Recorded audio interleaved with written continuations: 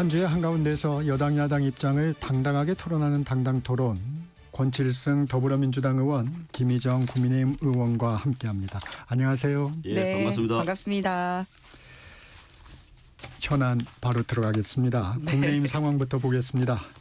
안철수 의원이 당 혁신위원장 임명 20분 만에 전격 사퇴했습니다. 지도부도 좀 당혹스럽다는 입장을 밝혔는데 이 상황 어떻게 보셨습니까, 김희정 의원님? 정말 저도 당원이기 때문에 네. 너무너무 안타깝습니다. 예. 왜냐하면 지금 사실 계엄 정국, 탄핵 정국 또 대선 정국을 거치면서 사실 유일하게 야당으로서 작동할 수 있는 또 그리고 보수의 가치를 내세우고 있는 국민의힘에 대한 그래도 국민들의 기대가 있거든요. 제대로 된 비판과 견제 세력으로 자리 잡을 수 있는. 그런데 지금은 뭐 민주당이나 새 정부가 너무 잘해서 그쪽이 지지율이 올라가는 게 아니라 저희 국민의힘이 너무 참 말씀드리기도 부끄러울 정도로 이렇게 국민들의 사랑을 못 받고 있지 않습니까? 그래서 어떻게 보면 그거를 헤어나올 수 있는 첫 번째 신호탄이 이제 혁신위원회를 통해서 내부 자정 노력을 같이 하고 네. 또 야당의 목소리를 바깥으로 공격하는 그리고 비판하는 목소리를 제대로 내겠다 이 투 트랙으로 움직여야 되는데 그중에 한 축인 이제 혁신과 관련돼서 시작하는 단계에서부터 이렇게 서로 엇박자가 나는 모습을 보여드린 거에 대해서는 매우 송구스럽게 생각합니다. 그렇기 때문에 뭐 누가 잘못했네, 뭐 누가 원래 그르네를 따질 수 있는 문제가 아니고요. 그리고 그거를 맡은 사람에게만 맡겨둘 수 있는 문제도 아니고 지금은 전 국회의원, 전 당원이 똘똘 뭉쳐서 혁신에 매진해야 될 때라고 생각을 합니다. 특히 국회 안에서 주는 그 사인이 뭐냐면 저희가 늘 표결을 하니까 네. 국민의힘이 할 수 있는 그 동력이 별로 없는 상태입니다. 그래서 지금 국회법에도 다수결만 나와 있는 게 아니라 협치나 합의가 많이 나와 있으니 그거를 살려달라고 얘기를 하고 있거든요. 그러려면 국민의힘 내부에서도 뭐 바깥에 나와서 성명 발표하고 이렇게 비판하고 이런 거를 내부 사람들끼리도 그런 모습을 보일 게 아니라 며칠 시간이 늦어지더라도 좀 밤새서 협치하고 합의하고 숙고하는 정치력을 발휘를 해야 되는데 우리 내부에서도 그걸 못하면서 우리가 민주당하고 그렇죠. 그거 하자고 얘기할 수 있겠는가 하는 그런 생각이 들었습니다. 야당은 여론을 등에 업어야 힘을 발휘한다는 말이 있지 맞습니다. 않습니까? 예. 네. 권칠승 의원님 좀 예. 어떻게 보셨어요? 뭐 야당 이야기라 좀 조심스럽기는 합니다만 당내 네. 문제고 해서요. 네. 그렇지만 당의 어떤 지도력이나 리더십이 전혀 지금 세워지지 않는 굉장히 혼란스러운 상황으로 보이고요. 그다음에 이 진행 과정 자체를 좀 제가 옆에서 보기에도 이해가 잘 안 됩니다. 네. 예를 들어서 이제 안철수 위원장이 혁신위원장이 되고 그 이제 송원석 대표와 이제 협의를 해서 이제 당연히 된 거죠.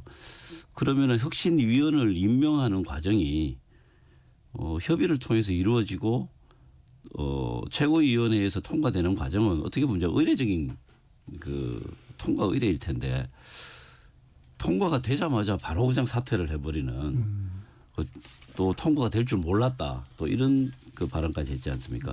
이제 혁신위원이 합의되지 않았다. 그렇습니다. 혁신위원장과 상호 협의되지 않은 상태에서 의결을 하고 또 의결되자마자 본인이 사퇴를 하고 또 사퇴하자마자 또 바로 전당대회에 출마하겠다라고 이야기하는 이 일련의 과정들이 이거는 혼란 그 자체이고 과정 자체가 이해가 안 되는 과정이라 빨리 야당에서 지도력을 좀 회복하기를 바랍니다. 이번에 걸림돌이 좀 인적 청산 문제가 좀 걸림돌이 된 것 같습니다. 어떻습니까? 일단 혁신이라는 게 뭐 누구 한 명이 뭐 자리에서 물러난다라고 해서 완성이 되거나 그런 부분이 아닙니다. 지금 현재 국민의힘에서 문제되고 있는 부분은 뭐냐면 안정적으로 소위 이 국가에 기여하는 부분 또 의회에 기여하는 부분 당에 기여하는 부분에 대한 평가 시스템이나 이런 게 없어요. 그러다 보니 당 지도부가 누가 들어오느냐에 따라서 그 지도부에 잘 보여가지고 공천받으면 된다라고 하다 보니 오히려 개파가 형성이 되고 그리고 또 그 계파에 따라서 막 사람이 이렇게 막 왔다 갔다 하고 이런 거거든요. 그렇기 때문에 오히려 지금 누구 한 명에 대한 책임을 씌우는 것 이상으로 3년이든 4년이든 5년이든 갈 수 있는 제대로 된 안정적인 시스템, 특히 평가 시스템이 정확하게 필요합니다. 그래야지 때 되면은 뭐 어디서 괜찮은 사람 한 명 데려다가 야, 우리 개파한테 말 잘 들어 뭐 이렇게 안 된다는 거죠. 그렇기 때문에 이번 혁신의 원칙은 그런 시스템을 마련하는 거거든요. 뭐 안철수 의원님의 빗대자면 본인이 혼자 수술 잘하고 수술 한 건 성공시키는 게 필요한 게 아니라 전국 어느 병원에서 수술을 해도 안철수식 매뉴얼대로 하면 이 수술이 잘 될 거야 라는 걸 하셔야 되는데 그러지 못했다라는 거예요. 그래서 이런 시스템화하고 안정화돼야 된다. 국정 기여도나 김희정 의원님은 혁신의 출발점이 인적 청산이라는 부분에 대해서는 동의하십니까? 안철수 의원은 그렇게 얘기를 했는데. 그렇죠. 그런데 인적 청산이라는 거는 반드시 필요한 구성 부분입니다. 그런데 누가 얘기하느냐에 따라서 인적 청산 쇄신의 대상과 그 소시 주체와 객체가 달라진다라는 거예요. 그렇기 때문에 누가 언제 말하느냐에 따라서 달라지는 게 아니라 평상시에 이 사람의 당 기여도는 얼마다, 해당 행위는 얼마다, 그리고 국민들에게 가득점 받는 부분 얼마다, 소위 상점과 벌점에 대한 시스템이 돼 있어야지 누가 와서 평가를 하더라도 동의를 할 수 있어야 되는데 지금은 이 사람 잘해 해놓고서 당대표 아니면 이 사람은 그 적군이야 이렇게 바뀌면은 당내 갈등이 오히려 커진다라는 거예요. 그래서 인적 쇄신의 잣대도 그때 바뀌지 않고 안정화된 시스템화하기 때문에 지금 누구 잘못했어 몰아내자가 아니라 이렇게 평가하고 같이 갑시다라는 기준을 제시하는 게 혁신위원회의 기본이 돼야 된다는 거죠. 그래서 그거는 시작도 하기 전에 하는 것보다 본인이 사실은 추천한 사람으로 혁신위원회가 구성이 되면 제일 좋았을 것 같고요. 그리고 혁신위원회 이름으로 그게 같이 발표가 돼서 국회의원들 동의도 얻고 당원들 동의도 얻고 국민들도 잘하고 있네 했을 때 이게 명분을 가지는 거지. 지금 한 명 찍어낸다고 그 갈등이죠. 이게 지금 국민의힘 지도부는 새 혁신위원장을 물색하는 분위기인데 먼저 전당대회를 하고 개혁을 하자 또 이런 분위기도 있다고 해요. 어떻습니까? 당내 분위기는. 저는 그 당 지도부나 또는 안철수 의원님이나 나머지 의원님들도 혁신에 대한 진정성은 다 가지고 있습니다. 그런데 그거를 표현하고 협의에 이르는 과정 그리고 절차적 소통에 있어서는 정말 미흡한 점이 많은 것 같아요.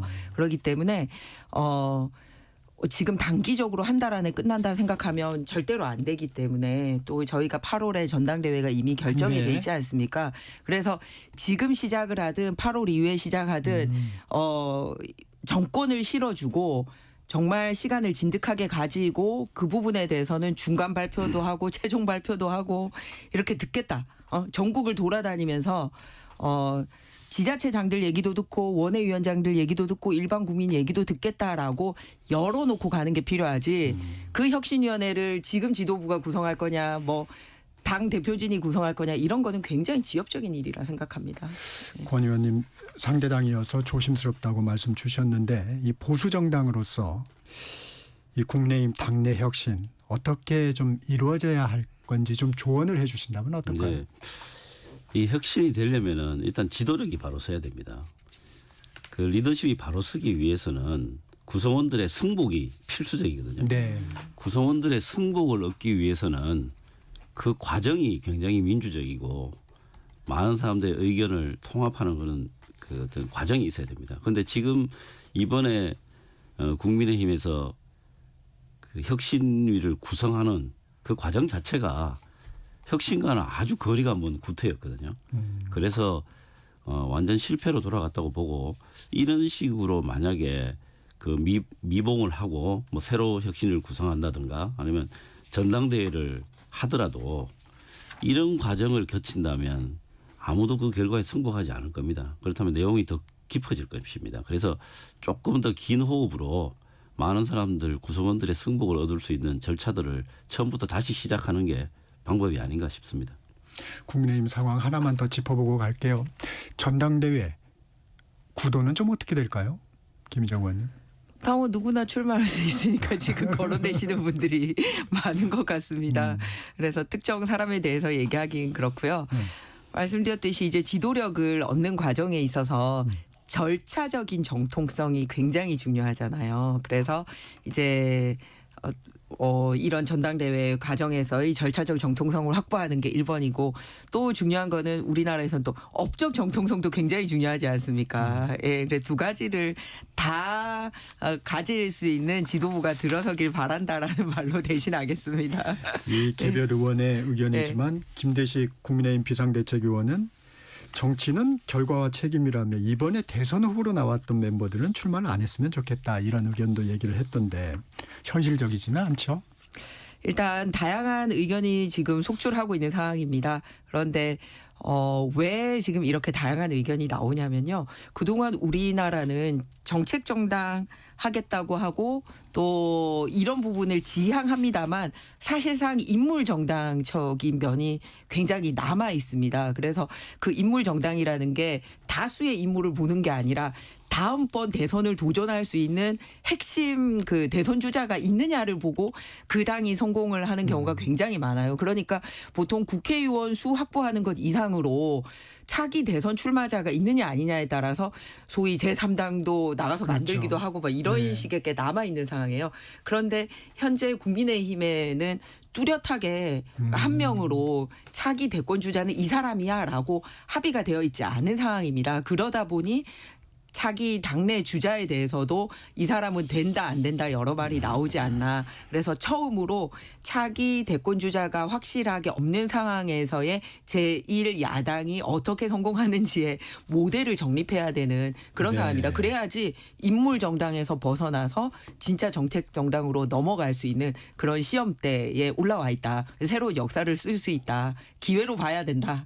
이런 말씀드립니다. 이 부분은 권칠승 의원님이 말씀하시기가 좀 쉬울 것 같습니다. 그렇습니다. 네, 국민의힘 당권구도 이 한동훈 전 대표, 김문수 전 고용부 장관의 재대결 네.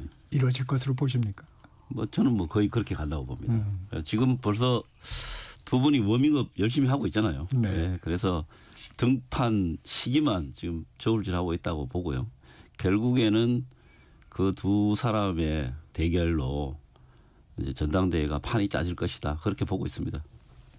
나오신 다른 후보님들이 섭섭해하시겠어요. 지금 출마 선언하신 분들 많은데. 이 부분은 아마 권 의원님이 훨씬 편하게 말씀하실 수 있는 부분일 겁니다. 네. 특검 얘기 넘어가 보겠습니다. 윤석열 전 대통령에 대한 법원의 구속 전 피의자 신문 오늘 열립니다. 영장의 혐의들도 살펴보셨을 텐데 법원의 판단 어떻게 예상하십니까? 권 의원님. 뭐 당초에 석방시켜 준 것 자체가 코미디죠. 그게 뭐 정말 희대의 코미디였는데 지금 뭐 오늘 이제 그 구속영장 심사가 있지 않습니까? 네. 있는데 저는 뭐 거의 100% 구속될 것이라고 봅니다. 재구속될 것이라고 보는 이유가 지금 김용현, 뭐 노상원 등 그 주요 임무 종사자들이 다 구속 연기가 구속이 전부 그 다시 재구속이 됐습니다. 그래서 주요 임무 종사자들이 구속이 됐는데 그 우두머리 혐의를 받고 있는 사람이 그 구속이 안 된다 하는 것은 뭐 상식적으로 이해하기 힘든 일이죠. 그리고 영장에 나와 있는 여러 가지 사실들을 봤을 때 증거 인멸의 우려가 굉장히 크고 또 특수 공무집행 방해를 했다는 아주 구체적인 사례들을 적어놨기 때문에 저는 뭐 구속될 사유는 차고도 넘친다 이렇게 생각합니다. 오늘 영장 심사 어떻게 보십니까? 일단 얼마 전에 6월 25일 날 그때 그 조은석 특검팀이 체포영장을 청구를 했었잖아요. 네. 예, 그때 체포영장이 기각이 된 바가 있습니다. 네. 그런데 그때 기각할 당시에 법원이 윤 전 대통령의 협조 태도를 긍정적으로 평가를 한 바가 있거든요. 네. 그래서 체포영장이 기각이 됐기 때문에 물론 구속영장은 또 다른 거긴 합니다만 상황이 그때의 협조적인 태도가 그게 변하지 않았기 때문에 그런 면에서 구속영장도 굳이 필요한가라는 법조계 반응이 있다라는 말씀을 드립니다. 그런데 이런 부분에 있어서 전체적인 틀에서 좀 말씀을 드린다면요. 네. 윤석열 대통령도 정말 성실하게 여러 과정에서 응하기를 바라고요.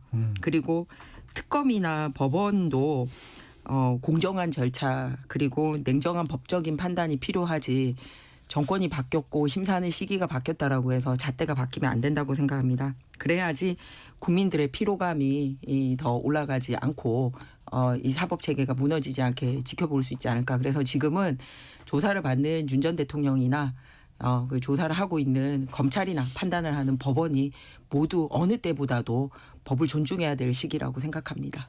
이 가정입니다만 이 내란 특검이 윤 전 대통령의 신병을 확보하게 되면 김건희 특검, 순직 해병 특검의 윤 전 대통령에 대한 조사도 좀 탄력을 받겠죠. 그렇습니다. 아까 조금 더 부연을 하면요. 부연, 예. 예, 체포영장 같은 경우에 기각된 사유가 체포영장 자체는 조사를 위한 조치입니다. 그런데 이 조사를 위한 조치에 협조하겠다고 입장을 공식적으로 밝혔기 때문에 굳이 체포영장을 집행할 이유가 없다라는 게 그 법원의 기각 사유였기 때문에 좀 지금 이 구속 사유와는 좀 궤를 달리한다는 말씀을 드리고요. 그 다음에 최근에 핵심 측근이라고 할 수 있는 김성훈 전 경호처장, 경호처 차장, 네, 경호처 차장. 그 다음에 여인영 전 방책사령관, 네. 이런 분들이 완전히 태도를 지금 바꿨습니다. 김성훈 전 경호처장이 경호차장이 이제 뭐 윤석열 전 대통령의 입장에서 보면 굉장히 불리한 그 진술들을 변호인들이 나간 이후에 했다라고 하는 네. 내용이 있고, 그다음에 여인연정 방첩사령관 같은 경우에는 재판에서 증인 신문을 포기했습니다. 그러니까 형사재판에서 증인 신문을 포기한다는 것은 반론하지 않겠다라는 의미이고, 본인이 그 당시에 항명하지 않는 것에 대해서 후회한다 이렇게 이야기를 했기 때문에 사실상 그동안에 나왔던 여러 가지 혐의를 인정한 것이라고 밖에 볼 수가 없습니다. 그래서 이런 부분들을 윤 전 대통령 측 그 변호인들이 네. 겸손하게 좀 인정을 해야 된다고 보고요. 이제 오늘 그 구속영장이 집행이 돼서 신병이 확보가 되면 나머지 두 특검도 결국에는 핵심 피의자가 윤석열 전 대통령이기 때문에 네. 수사는 훨씬 더 탄력을 받게 될 것입니다.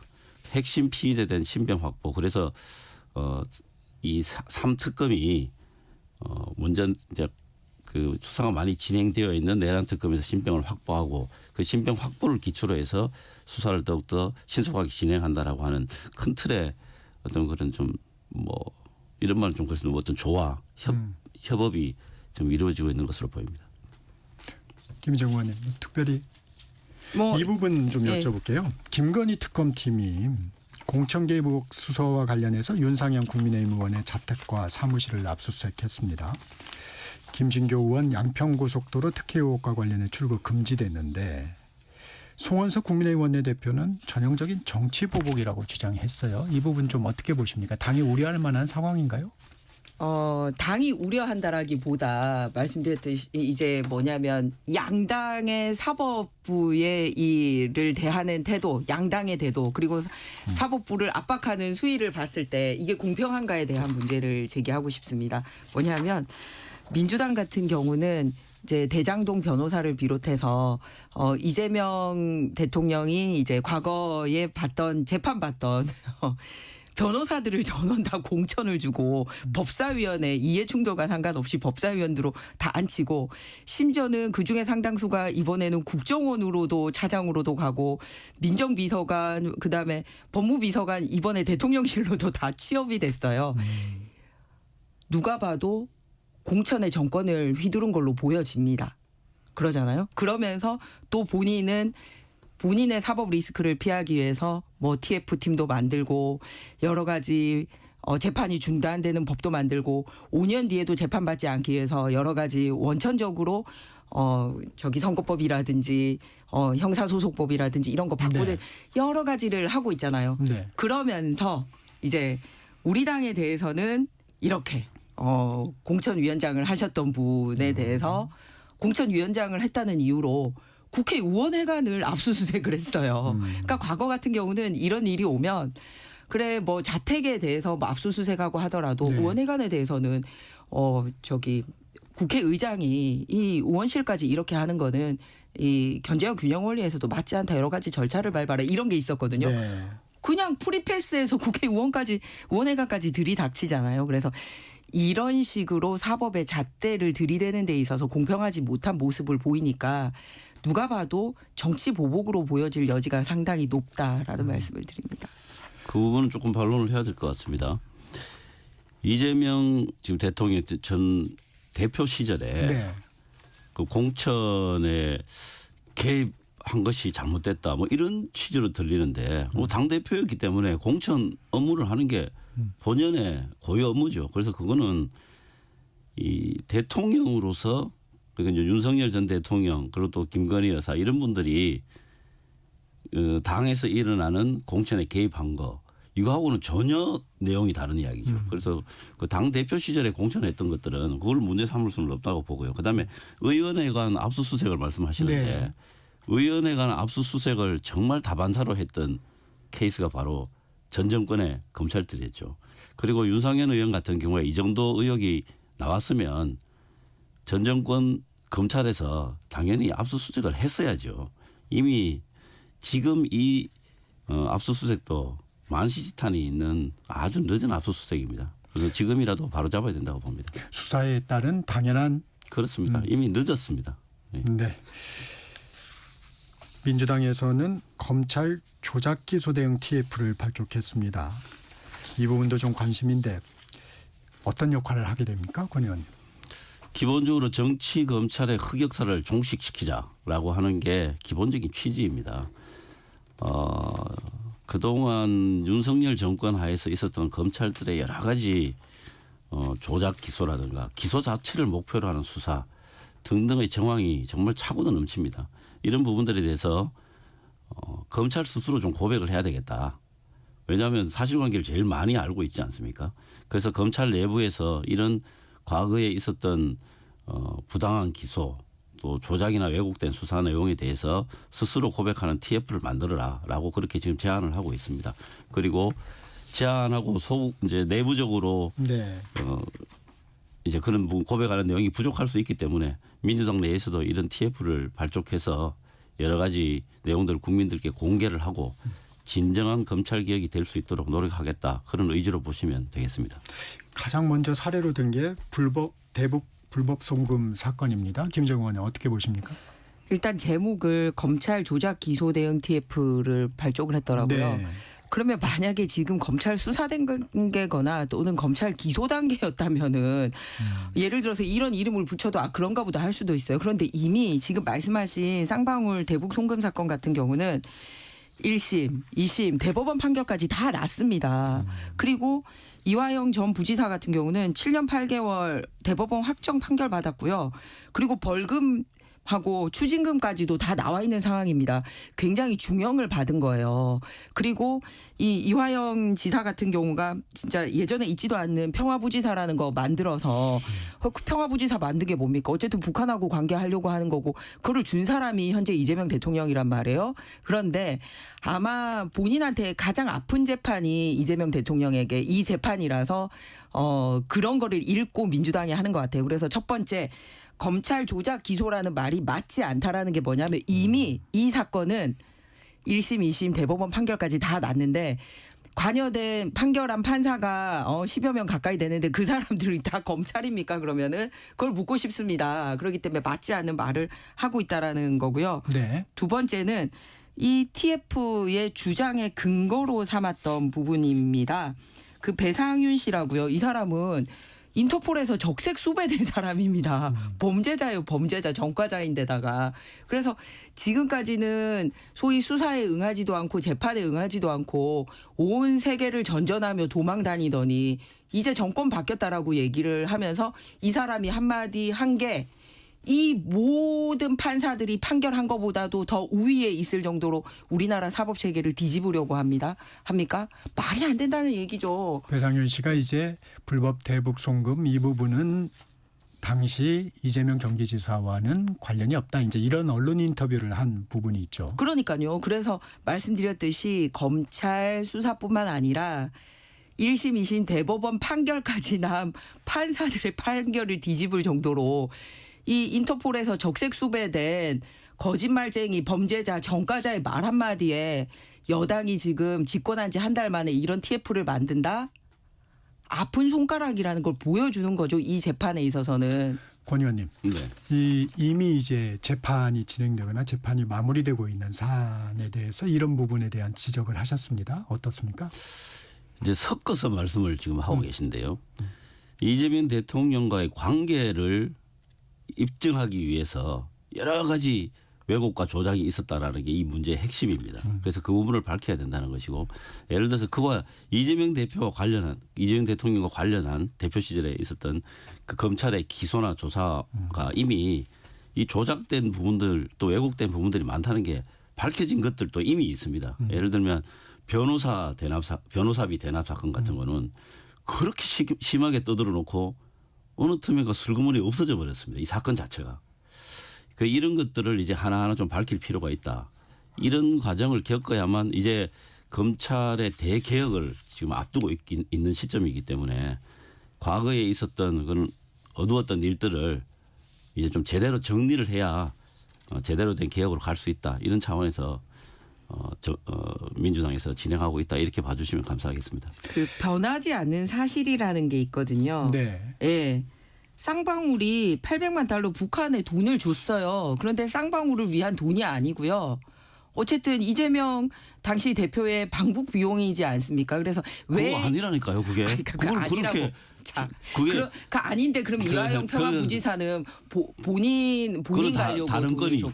뭐 뇌물건 이런 것들이 있죠. 네. 그러니까 그거는 뇌물건이 따로 있고 그거를 섞어서 이야기하시면 안 돼요. 뇌물건이 따로 그러니까 있고 다른 사람의 사건 내용이잖아요. 자. 그거를 가지고 섞어서 이야기하면 안 된다는 거죠. 그럼 이화영 평화부지사는 이재명 대표하고 상관없이 당시 성남시장하고 상관없이 일한 게 아니고 이 부분에 대해서 보고했고 피드백을 받았다라는 게 일관된 증인들의 진술입니다. 그런데 그렇지 않습니다. 자신 있으면 이재명 대표가 재판을 받으셨어야죠. 그게 받아들여진 건 아니죠. 그런 그렇습니다. 주장이었죠. 그렇습니다. 네. 예. 네. 여기까지 좀 하고요. 아무튼 TF 이름 자체가 조작됐다라는 말씀을 거듭 드립니다. 법원 판결까지 났기 때문에. 네. 아니 내용이 다른 이야기입니다. 다른 내용입니다. 네. 넘어가겠습니다. 이 당권 주자 박찬대 의원이 내란 특별법을 발의했습니다. 내란범에 대해서는 사면복권을 제한하고 내란범 배출 정당의 국고보조금을 차단하는 등의 내용인데 이 법안에 대해서는 어떻게 평가하십니까? 일단 좀 김정은 의원님. 아니 내신 쪽에서 무슨 의도로 권칠성 내셨는지. 의원님. 이제 뭐 좀 짧게 이거는 정리해 주시면. 예, 뭐 내란범이라고 하는 거는 뭐 대한민국에서 다시는 있어서는 안 되는 범죄이기 때문에 내란 사범들 또 관계자들에 대해서는 엄단하겠다라고 하는 의지의 표현이라고 봐주시면 좋겠습니다. 네. 민주당이 지금 전당대회가 있죠. 그래서 지금 그 나오신 분들이 소위 강성 지지층 확보를 위해서 여러 가지 이슈 플레이를 하고 있는 것 같아요. 그래서 지금 나온 박찬대 의원이 그런 부분에 있어서 일단 내지르고 보자. 근데 민주당이 굉장히 나쁜 접근법이고요. 이거는 민생법하고도 무관하고 누가 봐도 정치보복법입니다. 그렇다면 버카 유용범이나 아빠 찬스 배출당에는 왜 처벌하지 않습니까? 네. 당당 토론 잠시 확인 안 되는 이야기를 쉬어가겠습니다. 자꾸 하시면 안 되죠. 네. 전격시사 2부 여기서 마치고요. 잠시 후 3부에서 당당 토론 이어가겠습니다.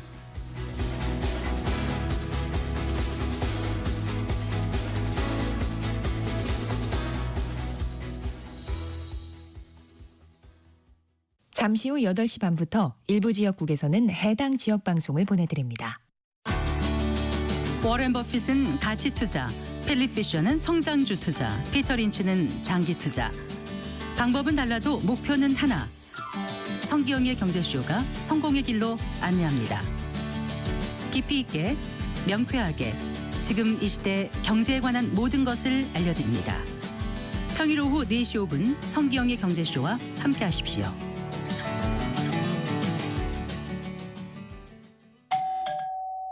편지 왔습니다.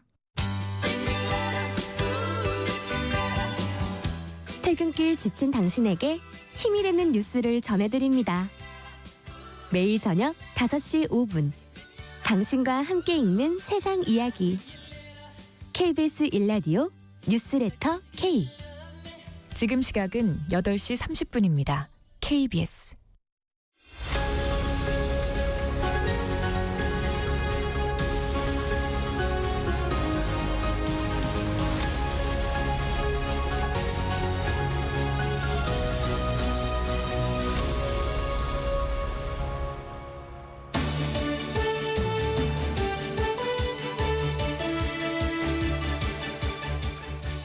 당당 토론 이어가겠습니다.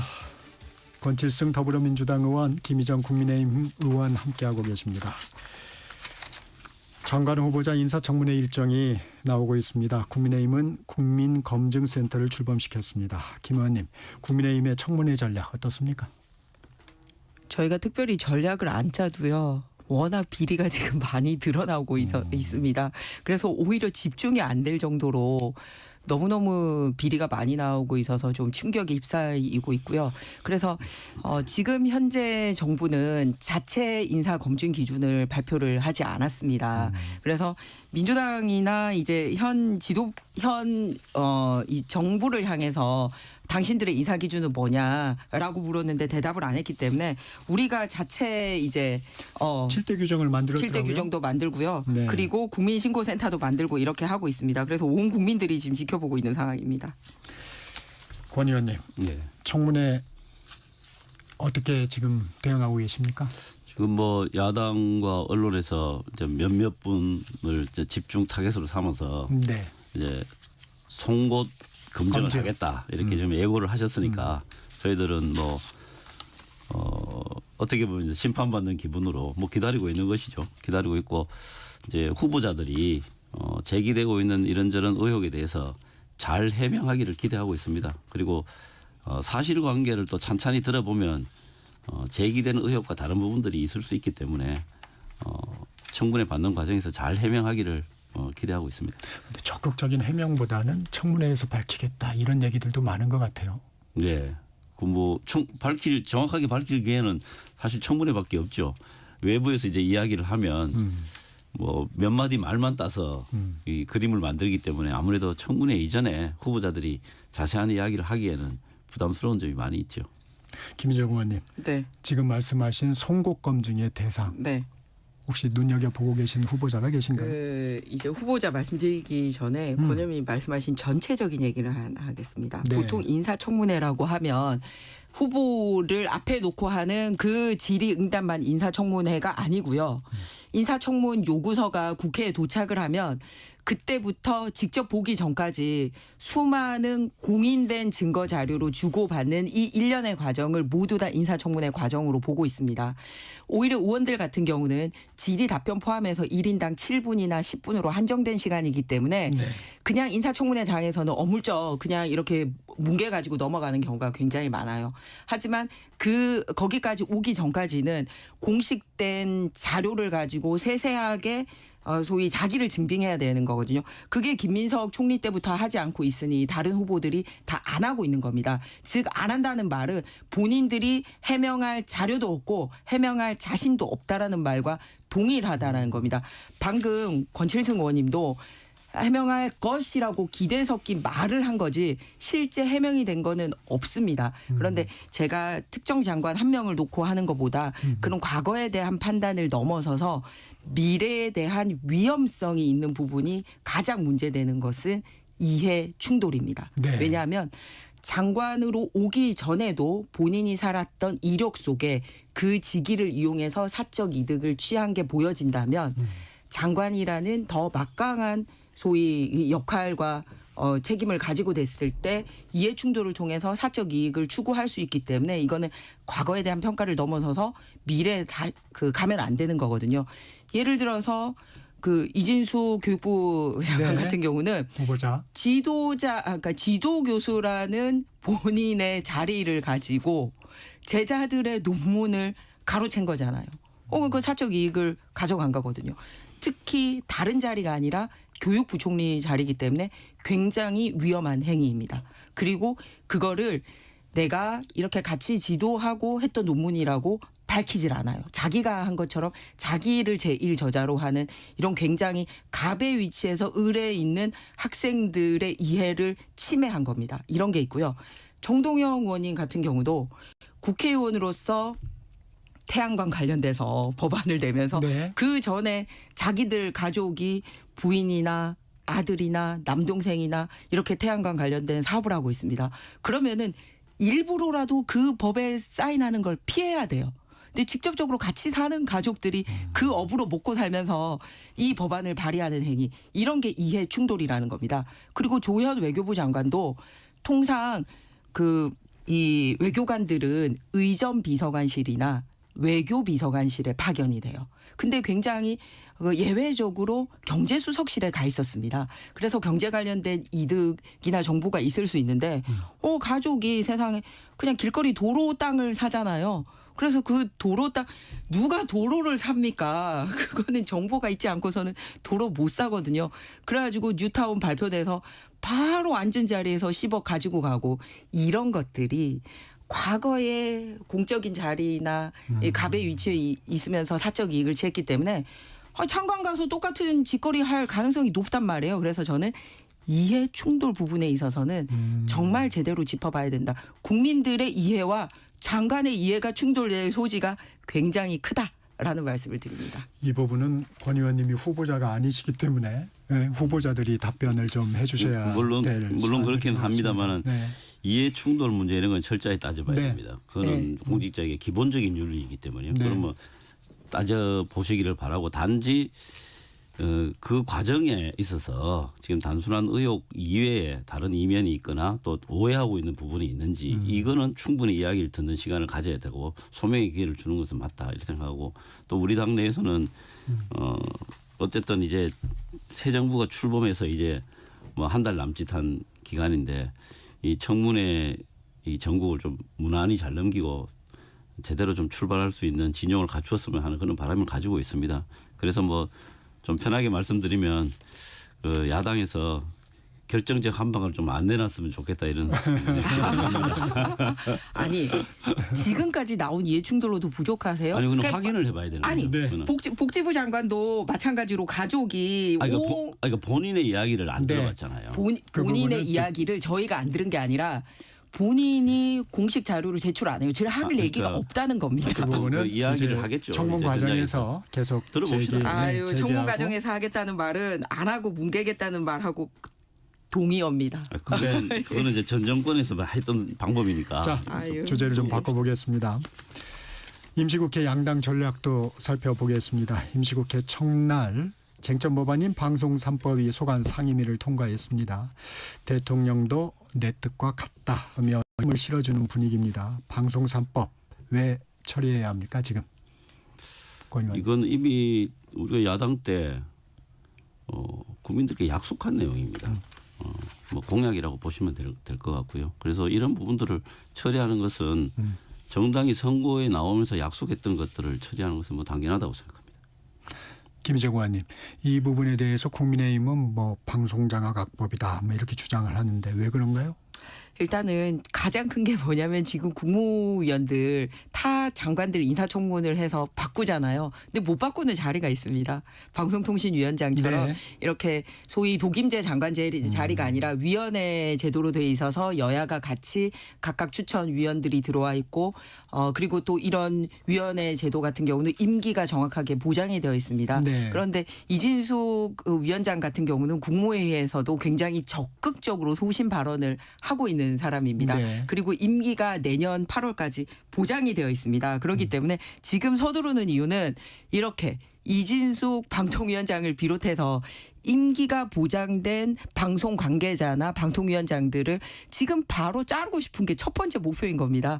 예를 들어서 지금 우리 방송하고 있는 KBS를 비롯한 공영방송도 당장 이게 법이 통과되잖아요. 그러면 석 달 안에 임기가 남아있는 지금 기존의 사장님하고 이사진 새로 싹 다 갈아야 됩니다. 그래서 임기가 정해져 있는데 그거를 갈고자 하는 게 첫 번째 목표지 절대 국민들에게 균형 잡힌 방송을 하는 게 목표가 아니다라는 게 보여지고 있는 상황입니다. 권 의원님, 이 부분에 대해서 좀 뭐 법안 내용에 대한 뭐 다툼이나 네. 뭐 이견은 뭐 충분히 있다고 봅니다.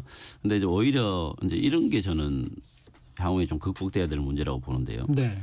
이제 협치의 모습으로 가는 것, 충분하게 협의하고 논의하는 모습으로 가는 것. 이게 이 법뿐만이 아니라 네. 이제 정기국회에서는 특히 그런 모양새를 견지하는 게 양당 모두 또 정치가 복원되는 과정에서 훨씬 필요한 부분이라고 봅니다. 그런데 이제 한 가지 국민들께 양해를 드리고 싶은 말씀은 이제 집권 여당은 일을 하고 성과를 내고 네. 그 성과에 따라서 책임을 지는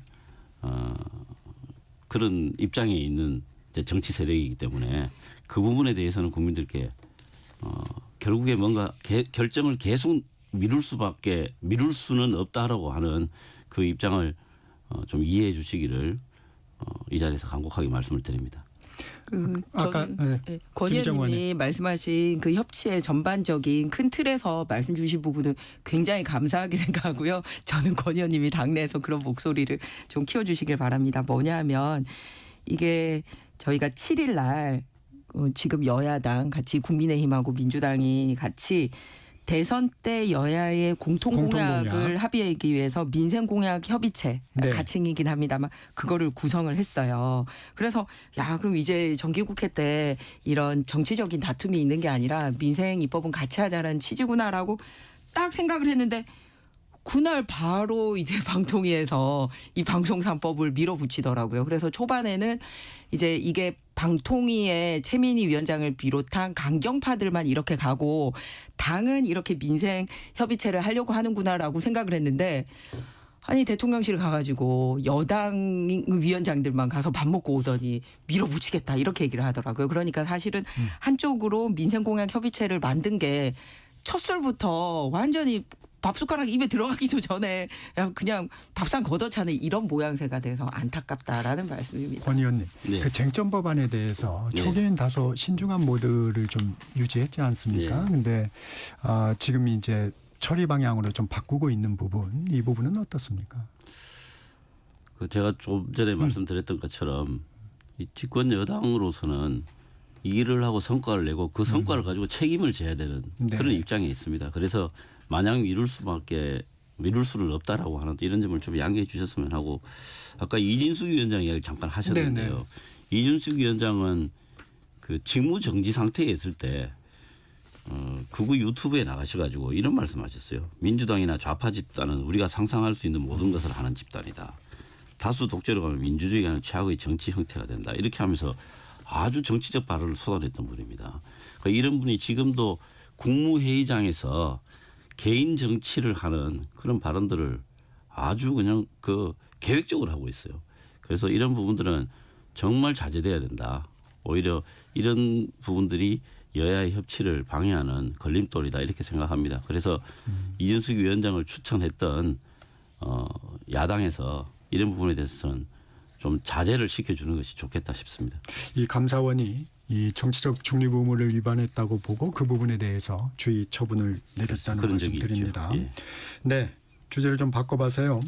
김종인 전 비대위원장, 이현주 의원, 김우영 의원이 이재명 정부의 미국 특사로 이름이 오르고 있습니다. 미국 트럼프 대통령이 25% 관세 부과를 예고한 상황에서 방미하는 건데 특사 파견 실효성이 있을까요? 너무나 안일하게 가는 거 아니라는 걱정이 있습니다. 네.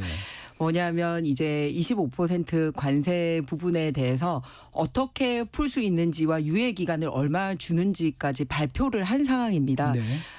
뭐냐면은 지난번에 우리가 위성락 그 실장에게 미국 대통령이 직접 답을 줬어요. 세 가지를. 뭐냐면 첫 번째는 이제 국방비 증액이 네. 좀 필요하다. 그다음에 조선업에 있어서의 협조가 필요하고 그다음에 방산 협력을 해야 된다라고 크게 세 가지를 얘기를 했었거든요.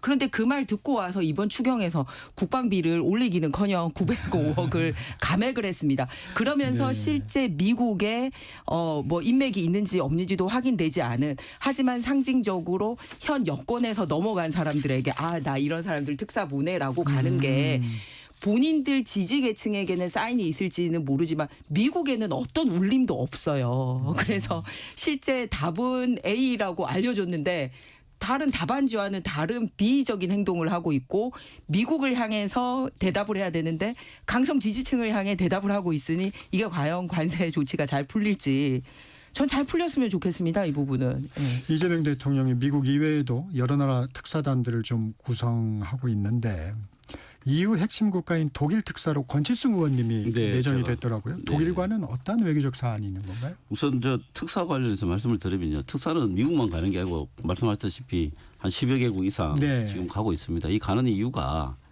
현안에 대한 이야기도 있지만 대한민국이 민주적 시스템을 통해서 이제 민주주의 국가, 정상 국가로 회복됐다는 것을 전 세계에 알리는 기본적인 효과가 있습니다. 그다음에 독일과의 관계는 인도 태평양 대회가 올해 그 이제 한독 인도 태평양 대회가 올해 3월달에 있었습니다. 그래서 국방 관련해 가지고도 상당한 그 지금 이야기 나눠야 될 현안들이 있습니다. 네. 상호 비밀 군사 정보 교환 MOU가 체결되어 있는 상태입니다. 네. 독일과. 그리고 경제나 기술 관련해서 특히 반도체나 AI 그리고 자동차와 관련해서는 아주 긴밀한 관계입니다. 이런 부분에 대해서 협조 방안을 더 늘려야 되고요.